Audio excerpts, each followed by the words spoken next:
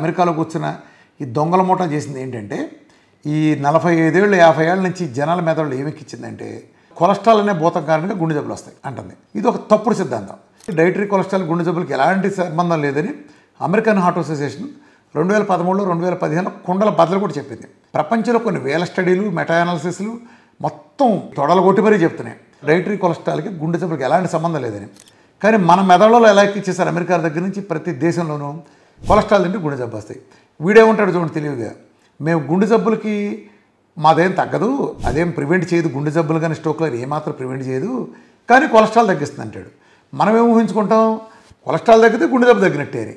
ఆ కొలెస్ట్రాల్కి దీనికి సంబంధం లేదా మళ్ళీ అమెరికన్ హార్ట్ అసోసియేషన్ బలకొట్టి చెబుతుంది. మళ్ళీ తగ్గించడానికి స్టాటిన్స్ ఇస్తే అమెరికన్ డాక్టర్లే చెప్పింది, వాళ్ళు ఫిజిషియన్ డెస్క్లు ఉంటాయి దాంట్లో వాళ్ళ ఇంటర్నల్ రిపోర్ట్లో వాళ్ళు మెన్షన్ చేసింది known complications with statin drugs side effects 130+ ఉన్నాయి. ఇది మీ పక్కన లిస్ట్ ఇస్తున్నా. 130+ ఇప్పటికి నోన్. ఈ అన్నోన్ ఇంకా బయటకు వచ్చే బోర్డులోనే అది వేరే విషయం. అంటే ఇలాంటి ఎందుకు ప్రమోట్ చేస్తున్నారు, ఎవరికి పని చేయదు ఎప్పుడూ తెలుసు. నేను మొదటి నుంచి వాటిని పెంటకపల పారేమని చెప్పేవాడిని.